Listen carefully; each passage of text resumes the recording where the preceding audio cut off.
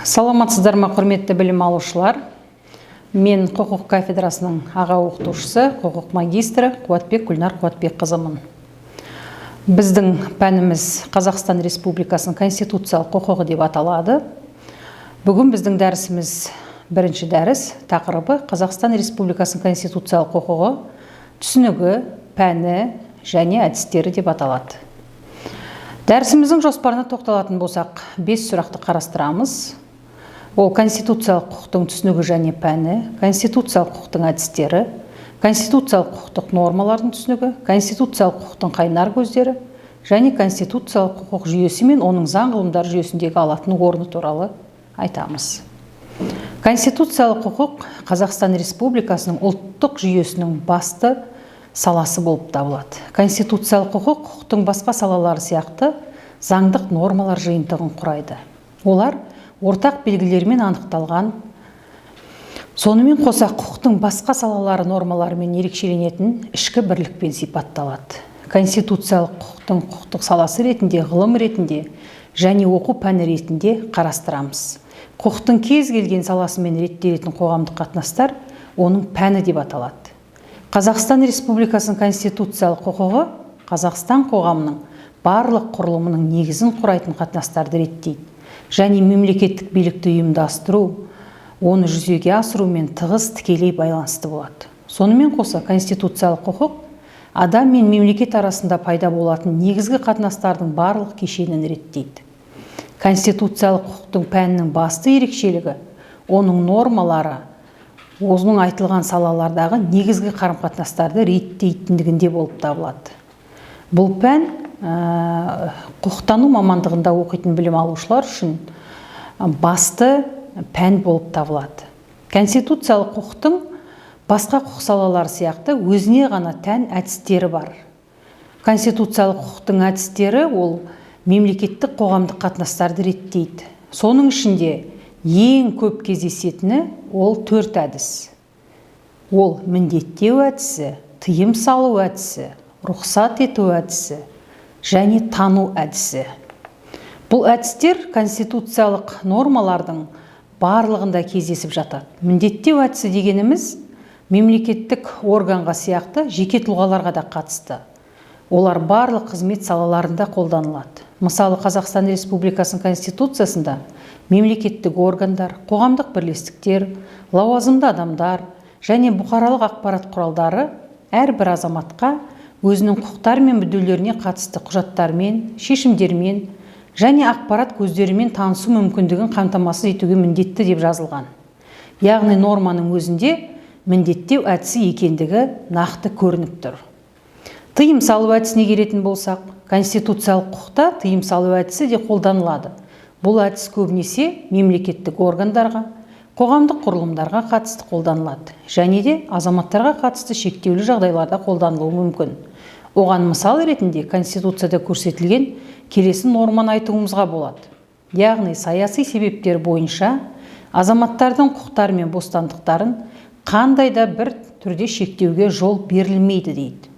Яғни азаматтардың құқықтарын шектемейміз. Керісінше Конституция азаматтар мен жеке тұлғаларға өздерінің құқықтарын барынша пайдалануға рұқсат етеді және оны заңды түрде бекітеді. Ал рұқсат ету әдісіне келетін болсақ, мемлекеттігіміздің конституциялық құқығы демократияның шынайы көрінісі болып табылатын рұқсат ету әдісін кең қолданады.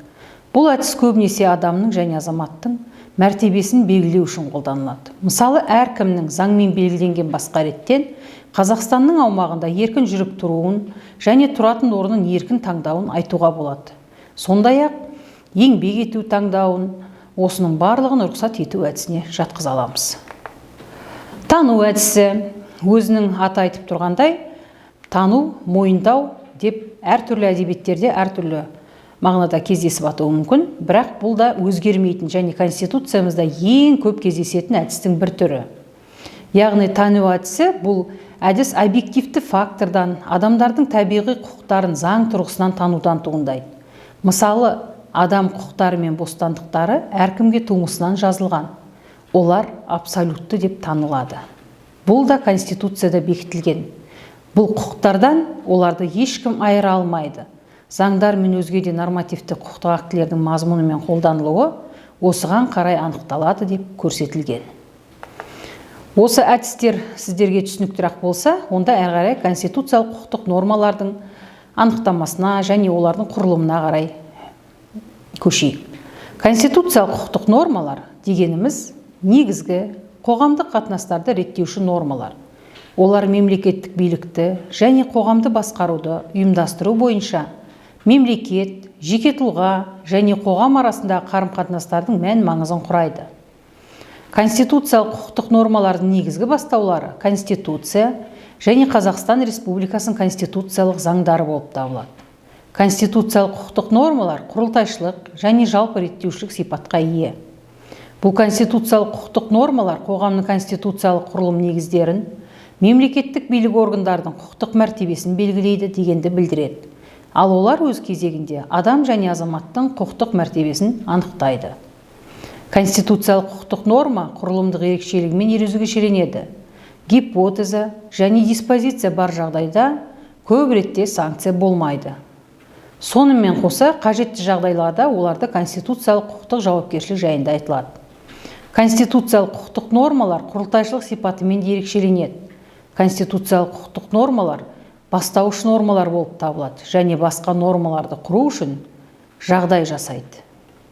Конституциялық құқықтық нормаларды сыныптамалаудың түрлі негіздері бар.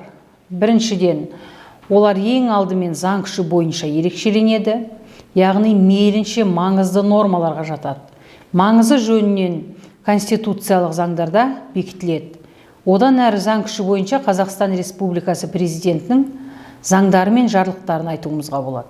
Республиканың конституциялық заңдылықтары жүйесіндегі конституциялық заң күші бар Қазақстан Республикасы президентінің жарлықтары, сондай-ақ нормативтік актілердің орнын анықтау үшін нормативтік құқықтық актілер туралы Қазақстан Республикасының заңы, олардың осы жүйеде алатын орны туралы айта аламыз. Сонымен қоса, олардың конституциялық құқық бастаулар жүйесіндегі орны президент жарлықтары мен республика заңдары үшін қабылданған тәртіппен алынып тасталуы, толықтырылуы және өзгертілуі мүмкін екендігі туралы конституциялық тұжырыммен анықталады. Қолданылу аумағына сәйкес нормалар жалпы, республикалық, аймақтық және жергілікті болып үш түрге бөлінеді.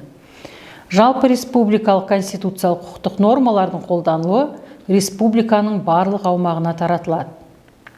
Ал аймақтық нормалар республиканың бір бөлігінде ғана қолданылуы мүмкін. Мысалы, нақты бір облыс шеңберінде, немесе нақты бірнеше облыстарды қосып алғандағы өздерінің орналасу ерекшелігіне байланысты орталық Қазақстан, оңтүстік Қазақстан немесе солтүстік Қазақстан деп бөліп қолдануымыз мүмкін. Жергілікті нормалар бұлар ауданның шеңберінде және аумақтың шеңберінде, облыстың шеңберінде жүзеге асырылып қалуы мүмкін. Үшіншіден, конституциялық құқықтық нормалар реттейтін қатынас салаларына байланысты бөлінеді. Бұл орайда мынадай нормаларды ерекшелеуге болады. Конституциялық құрылыс негіздерін реттеуші нормалар, адам және азаматтардың құқықтық мәртебесі негіздерін бекітуші нормалар, мемлекеттік билік органдарының құқықтық мәртебесін белгілеуші нормалар. Соңғы уақытта ғалым заңгерлер конституциялық құқықта тек материалдық нормалар ғана емес, сонымен қатар процессуалдық нормалар да ерекшеленіп жүр. Процессуалдыққа олар конституциялық құқықтық қатынастардың процессуалдық жақтарын реттеуші нормаларды жатқызады. Мәселен, заң шығарушылық процесі, сайлау процесін реттеуші нормаларды айтуға болады. Императивтік және диспозитивтік конституциялық құқықтық нормалар. Императивтік нормалар субъектілердің белгілі бір жағдайлардағы нақты анықталған мінез-құлқын немесе іс-әрекетін қалыптастырады. Ал диспозитивтік нормаларда аталған жағдайларға сәйкес іс-әрекет немесе мінез-құлық таңдау мүмкіндігі болады. Конституциялық құқықтың қайнар көзі деген сұрақты қарастыратын болсақ, бұл жерде әрине бірінші кезекте конституциялық құқықтың қайнар көзі бұл Қазақстан Республикасының конституциясы.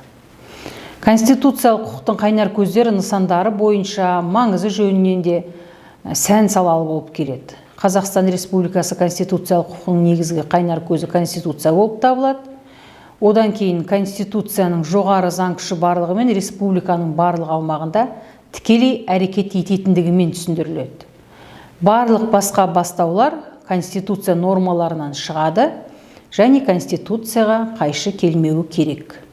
Егер де Конституцияға қайшы келетін нормалар болатын болса, олар өзінің күшін автоматты түрде жояды. Конституциялық құқықтың тағы бір қайнар көзі ол аса маңызды мемлекеттік құқықтық мәселелерді реттеуші конституциялық заңдар болып табылады. Мысалы, конституциялық заңдарға Қазақстан Республикасының президенті туралы, Қазақстан Республикасының парламенті және оның депутаттарының мәртебесі туралы заңдарды жатқыза аламыз. Конституциялық құқықтың қайнар көздеріне сонымен бірге конституциялық қатынастарды реттеуші Қазақстан Республикасы заңдары да жатқызылады. Заңдар оларды қабылдаған органдарға орай парламенттік заңдар және заң күші бар президент жарлықтары болып бөлінеді. Заңдар мейлінше кең тараған нысан, ол арқылы конституциялық құқықтық нормалар барынша көп саны белгіленеді. Ондай заңдар Қазақстан Республикасының азаматтығы туралы заң, мәдениет туралы заң, Қазақстан Республикасындағы тілдер туралы заңдарды айтуымызға болады. Ал 5-ші сұраққа келсек, бұл конституциялық құқықтың жүйесі мен оның заң қылымдары арасында алатын орнына тоқталатын болсақ, бұл ғылым саласы ретінде оқытылады. Ғылым ретінде конституциялық құқыққа өз пәні, өз бастаулары, оны оқып үйренуге өзіндік бағдарлар тән. Ғылым конституциялық құқықты құқықтық ғылымның бір бөлігі ретінде қарастырғандықтан, ол салалық ғылымдардың қатарына жатады. Конституциялық құқық ғылымы конституциялық құқықтың қалыптасуы, даму, қызмет ету заңдылығын зерттеуге бағытталған. Конституциялық заңдылыққа сүйенетін негізгі ұйымдар мен санаттарды қалыптастырады және конституциялық құқықтың құқықтық ғылым жүйесіндегі орны мен рөлін анықтайды. Конституциялық құқық ғылымы мемлекеттік басқару және мемлекеттік құрылыс нысандарын, Қазақстан мемлекеттілігінің механизмін, мемлекеттік органдардың өзара қарым-қатынасының нысандарын, әдістері мен тәсілдерін зерттейді. Конституциялық құқық ғылымы халық өкілдігі деген ұғыммен ұлттық, халықтық, мемлекеттік, егемендік басқару құрылымы, әкімшілік аумақтық бөлініс нысандары сияқты кешенді проблемалардың тұжырымдамасын жасайды. Яғни жергілікті өкілетті және жергілікті өзін-өзі басқару органдардың жүйесінде осы ғылым зерттейді. Аса маңызды олардың қатарына мемлекеттік органдардың ұйымдастырылуы мен оның қызметінің конституциялық қағидаларын зерттеу жатады. Конституциялық құқық ғылымы адам мен азаматтың құқығы, шетел азаматтары, конституциялық нормалардың адам құқығының, халықаралық нормалардың өзара байланысы мен проблемаларын зерттеуге айрықша назар аударады. Сондай-ақ конституциялық құқық ғылымының пәні болып табылатын аталған объектілерді зерттейді. Оларды әлеуметтік, тарихи, логикалық және басқа да әртүрлі әдістерді қолдана отырып, ғылыми методологиялық қағидаларға сүйене отырып зерттейді деп айтуымызға болады. Бұл ережелер тек ғылымның дамуы үшін ғана емес, сонымен бірге заңдылықты жетілдіру, мемлекеттік органдардың қызметін жақсарту үшін де маңызды. Конституциялық құқық ғылымы тұтас құбылыс болғандықтан, оның тұжырымдамалы, теориялық ережелері өзара байланыста болып қана қоймайды, сондай-ақ бір тұтастығымен ерекшеленуі тиіс. Ал конституциялық құқық ғылымының бірлігі мен тұтастығы кешендерінің шартты түрдегі дербестіктерін де жоққа шығармайды. Себебі ол дербес кешендерден тұрады. Олардың қатарына биліктің бөліну қағидасы, парламентаризм, президенттік басқару, сайлау жүйесі, азаматтық, егемендік, мемлекеттіліктің сипаты, халық билігі, азаматтық қоғам, саяси плюрализм және басқа да теориялар жатқызамыз. Осы теориялар мен тұжырымдамалардың қай-қайсысы болсын дербес қалыптасады, бірақ сонымен бірге олар бір-біріне өте үлкен ықпал етеді. Сонымен бүгінгі тақырыбымыз бойынша дәрісіміз аяқталды. Назарларыңызға рахмет.